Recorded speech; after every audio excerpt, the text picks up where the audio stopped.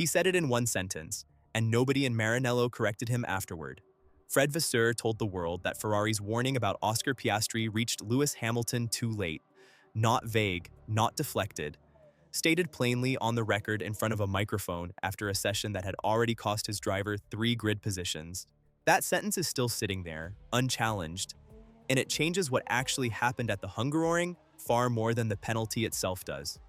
Here's the sequence, laid out with the dates and the order the way it actually happened, because that order is the whole story. During final qualifying, Hamilton was on a slow lap on the racing line while Piastri began his last push attempt. The stewards reviewed the incident using onboard footage, telemetry, and team radio. Their written conclusion landed the same evening, a 3-place grid penalty for impeding. Hours later, in the paddock, Vasseur gave his explanation. Ferrari's own warning about Piastri's approach had reached Hamilton late. Hamilton separately gave the same account himself. He said Piastri simply wasn't visible in his mirrors because of the angle of the corner and his own position on track. 2 accounts, from 2 different people, matching in every detail, given without coordination in front of separate microphones. In this video, you'll understand why that single sentence from Vasseur matters more than the penalty document itself, and why the FIA's own reasoning quietly admits something the paddock hasn't fully processed yet. If you want the stories the paddock doesn't put in the press release, subscribe right now and tell me in the comments which country you're watching from, because this next part changes depending on how closely you follow the steward's documents. This is not a rival engineer briefing a journalist off the record. This is not a driver protecting himself after a bad session. This is the team principal of Ferrari standing in front of cameras, admitting that his own operation failed to get information to his driver in time. 12 years of paddock experience between different roles, a man who has sat across from stewards more times than most people in this sport, choosing those exact words instead of simply saying, "These things happen." That choice is the story. So ask the direct questions, one at a time. Did Hamilton deliberately block Piastri? The steward's own document says no. Intent was never in question. Did Hamilton have the information he needed to react in time? By Ferrari's own admission, no. Was the penalty applied anyway? Yes, in full, 3 places, no reduction. Why? Because under the qualifying impeding guidelines, consequence is what gets punished, not intention. Read that once more. The FIA is not disputing Ferrari's version of events. They are confirming it and applying the penalty regardless. That is not the FIA calling Hamilton reckless. That is the FIA saying the outcome mattered more than the excuse, however true the excuse turned out to be. Now put this next to something that happened in the very same session. Because a single punished driver is an incident, 2 different teams punished the same way for 2 completely different failures on the same afternoon is starting to look like something else. Kimi Antonelli picked up an identical 3-place penalty for not slowing sufficiently under yellow flags. His case had nothing to do with a late radio call. It came down to numbers. He lifted off the throttle earlier than on his previous lap, genuinely believing he had complied. The telemetry disagreed.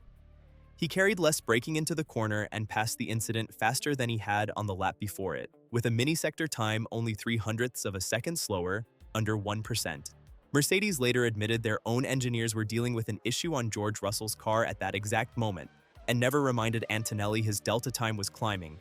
Ferrari's failure was a message arriving too late. Mercedes' failure was a message that never arrived at all. Different mechanism, same result. 2 of the largest organizations in this sport, on the same qualifying afternoon, losing the exact battle they're paid the most to win. The one on the pit wall, not on the stopwatch. And if you're not subscribed yet, this is exactly the kind of story you'll want to be here for the next time it happens, because it will happen again. Let's turn the penalty into something concrete. Because 5 seconds or 3 grid places sound abstract until you attach a number to them. Piastri served his promotion back onto the 2nd row, recovering 3rd on the grid. On paper, that looks like the system correcting itself.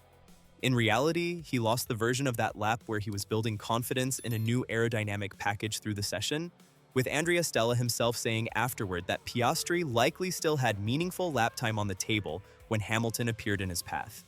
Norris took pole by 12 thousandths of a second. 12 thousandths.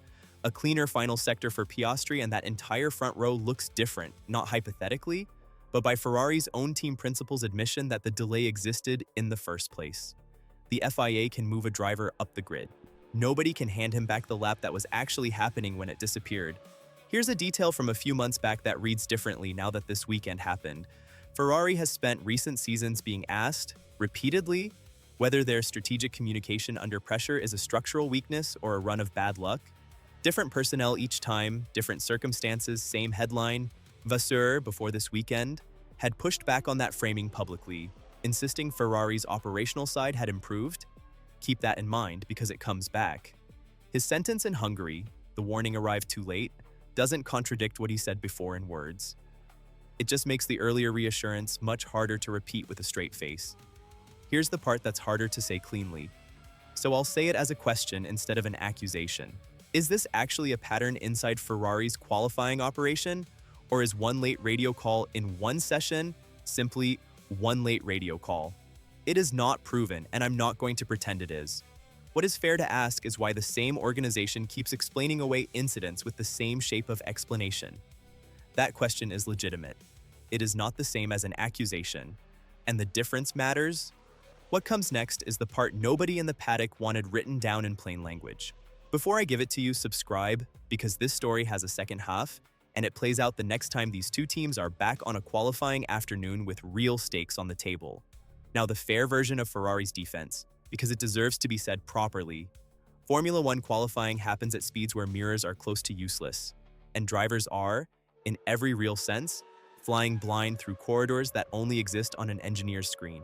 A warning, arriving a second or two late, isn't negligence in the way it sounds from the outside, like it's the ordinary failure mode of an extremely difficult, extremely fast information chain, and every team on the grid has had a version of this exact problem at some point. That is a defensible position. It is also not the one that survives sitting next to Vasseur's own sentence, spoken without being asked to clarify it, and without anyone in Ferrari correcting it afterward. So what was Hamilton actually supposed to do with the information he had? Trust his mirrors, which the stewards themselves accepted didn't show Piastri at that angle? Or wait for a radio call that, by Ferrari's own account, came after the moment it needed to arrive? Pick one, because those were his only two options in that half second, and neither one was his fault to begin with.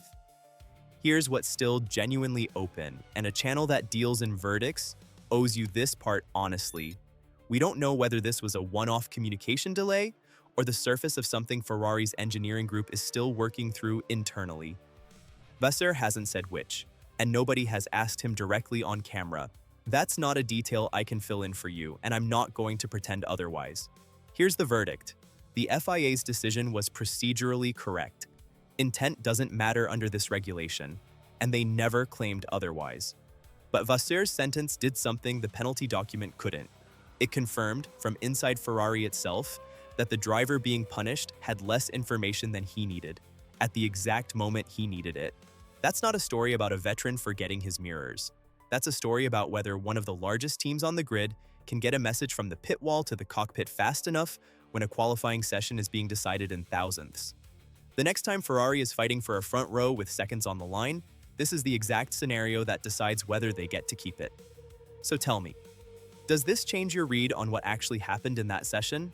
Or did you already assume the pit wall was the real story before Vasseur said a word?